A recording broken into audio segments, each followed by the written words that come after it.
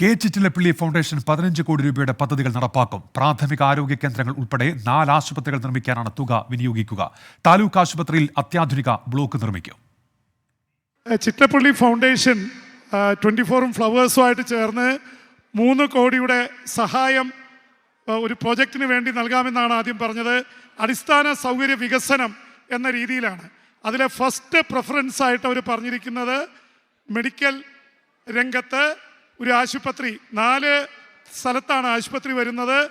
2 ടൗൺഷിപ്പുകളിൽ ജനകീയ ആരോഗ്യ കേന്ദ്രങ്ങളും നിലവിലുള്ള ഒരു ജനകീയമായിട്ടുള്ളൊരു താലൂക്ക് ആശുപത്രി, അതുപോലെ തന്നെ പ്രാഥമിക ആരോഗ്യ കേന്ദ്രം അപ്ഗ്രേഡ് ചെയ്തുകൊണ്ടുള്ള 4 ആശുപത്രികളാണ് വരുന്നത്. എന്തായാലും അവിടെ ബ്ലോക്ക് പണിയുന്നതിനാണ് ഒരു പ്രോമിനൻസ് ആയിട്ട് പറഞ്ഞിരിക്കുന്നത്.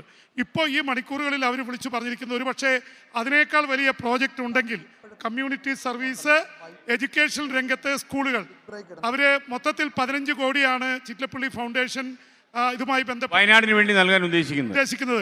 ഇതിനേക്കാൾ വലിയ പ്രോജക്റ്റ് ഉണ്ടെങ്കിൽ മെഡിക്കൽ സർവീസിന് പുറമെ അല്ലെങ്കിൽ ഇതെല്ലാം ചേർത്തുകൊണ്ടുള്ള ഒരു പ്രോജക്റ്റ് കൂടി പറഞ്ഞിട്ടുണ്ട്. പ്രധാനമായിട്ടും അടിസ്ഥാന സൗകര്യ വികസനത്തിനാണ് ചിറ്റിലപ്പള്ളി ഫൗണ്ടേഷനും 24 ഫ്ലവേഴ്സും ചേർന്ന് ഇത് ചെയ്യുന്നത്.